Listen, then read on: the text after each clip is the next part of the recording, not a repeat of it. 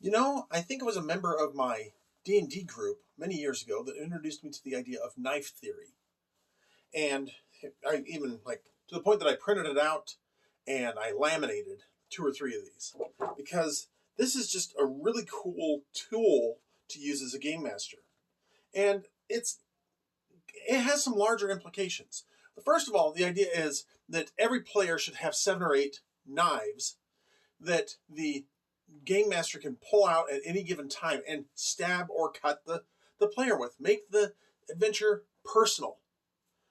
Now, because my friend introduced me to this, and like I said, I printed it out and laminated it, it introduced me more thoroughly to a concept that is linked in with having the player characters build their characters all together, or at least in communication with each other.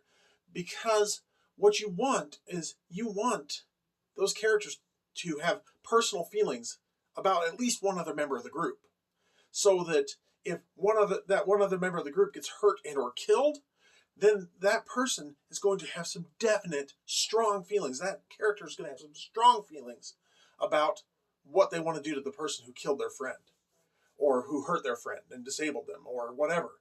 This is why I like the idea of knives. I like the idea of giving more weaknesses to your characters. Now, a lot of times, especially in role-playing games, we don't want our characters to have weaknesses. We don't want them to have flaws. We don't want them to have hindrances. We don't want these things because this is power and we're playing a powerful character who's capable of doing things.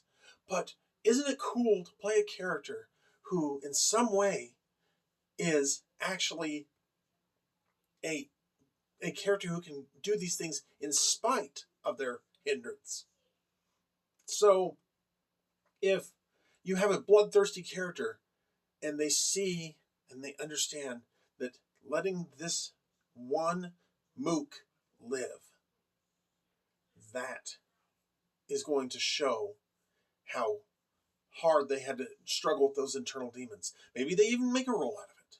But letting that mook live shows that they are actually maturing and becoming a better character. And when you have characters who have things that they can play off of each other with, it makes it so you get a more full and robust role-playing session, and it can make the game a lot more fun, regardless of how crunchy the system is that you're using.